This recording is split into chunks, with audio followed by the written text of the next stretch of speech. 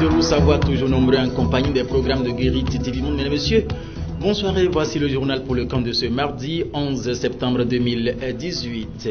Nous allons tout de suite démarrer par l'antenne régionale Ouémé Plateau de Guérite TV Monde basée à Porto Novo qui nous parle d'ailleurs des anciens postes téléviseurs qui sont en train d'être abandonnés au profit des écrans plasma. Suivons donc le reportage. L'évolution de la technologie fait perdre aux postes téléviseurs ordinaires leur valeur. Et dans les ateliers de techniciens télé, ces postes deviennent encombrants. Par rapport à des téléviseurs ordinaires, c'est-à-dire les anciennes télévisions que nous en avons, ça prend la place.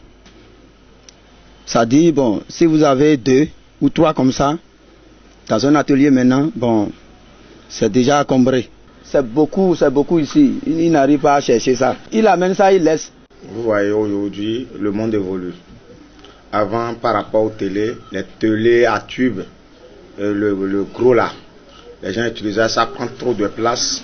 Ce sont des télés anciens. On ne reparle plus. Faire retourner les télés, ils n'ont qu'à aller jeter ça quelque part. La préférence reste les postes téléviseurs à écran plasma. Et les techniciens le conseillent bien. Je vois que les nouveaux téléviseurs sont un peu chers que les autres. Les gens, à cause de ça, les gens n'arrivent pas à payer comme il le faut. Mais je vois que c'est bon pour l'œil. Avec un peu d'argent, ils peuvent payer d'autres télés comme l'écran plasma. Donc ils n'ont qu'à quitter et faire des formations des écrans plasma. Parce qu'aujourd'hui, il n'y a plus les pièces de l'ancienne télé encore. Un conseil à ne pas négliger pour la bonne santé visuelle de chacun et de tous.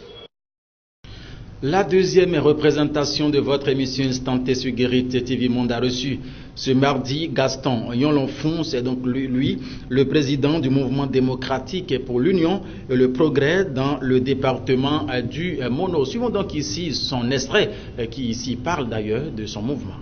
Nous sommes à une étape où nous devons être fiers de la gouvernance économique et sociale actuelle de notre pays. Parce que ce que nous voyons aujourd'hui, le Bénin est en train d'être rebâti sur le niveau des grands pays que nous envions tous, les pays européens, les pays asiatiques et les pays américains. Force et détermination à MDUP dans le département du Mono. Dernière ligne droite de cette édition, le commentaire du jour. Le magicien du système Wilfried Azonraï, qu'est-ce qu'il nous propose? Dépenses liées aux cérémonies funéraires. Suivons donc ici le récit de Wilfried Azonraï. Commentaire du jour.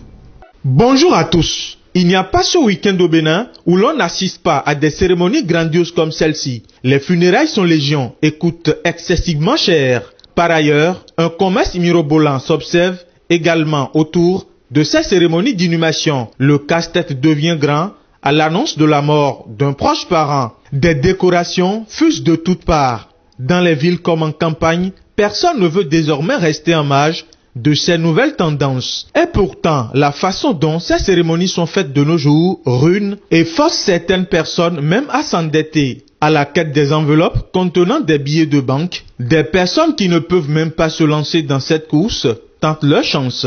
Mais la désolation devient grande en cas d'échec.